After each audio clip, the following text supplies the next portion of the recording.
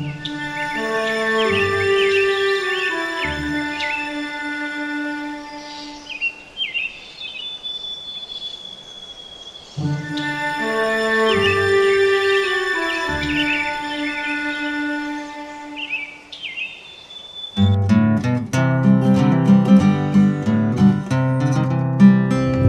the year of 1887, two men together built a piece of heaven. Their vision of grandeur at last came true, built on the banks of the Halifax so blue. Anderson and Price, two smart men both handsome and nice. Two smart men both handsome and nice. Well, they build in rows out of scrub palmetto, land they work so hard to settle, proud and high for all to admire. Couple of tall as a lovely church spire. Now Anderson and Price, two smart men both handsome and nice. Two smart men both handsome and nice. The 125th anniversary of the Hotel Ormond occurs January 1st, 2013, and serves as a reminder of our rich Ormond Beach history.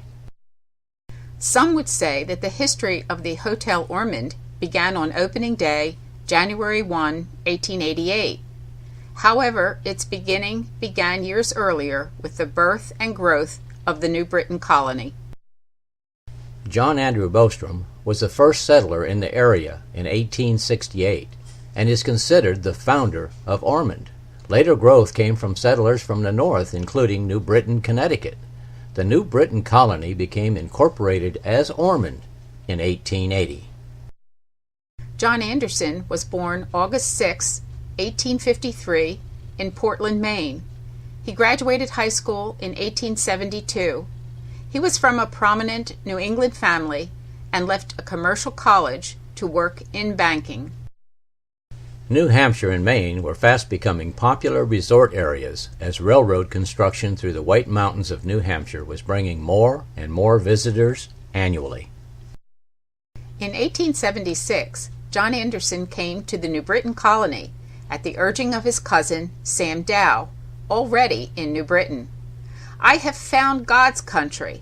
The hunting is good, and the chances for a young man to show his grit and nerve were never better. Come on!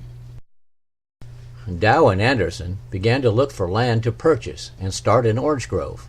As they searched, they heard the sound of women weeping, and when they investigated, they discovered two women sitting on an improvised platform built 15 feet above the ground. The women told of a bear invading their crude shacks that previous night, and so their husbands built a platform for them above the ground to protect them during the day. Several days later, Dow and Anderson offered to buy the land from the couples, and so a deal was struck for 80 acres from river to ocean for $100. Dow and Anderson graciously added another $25 to help with travel expenses for the two couples. On this land, the Hotel Ormond would be built years later. John Anderson, New Britain colony's adventurer and promoter, exhibited oranges from Volusia County at the 1886 New Orleans Cotton Exposition and won 3 medals for his Florida-grown citrus. John Anderson was Volusia County tax assessor for 2 terms, 1877 through 1878 and 1881 through 1882, fording rivers and streams to work out an equitable system of taxation. John Anderson surveyed new roads in Ormond, north of the Ormond Hotel, and today this road bears his name. Anderson's reputation as a fair and civic-minded individual grew during this period.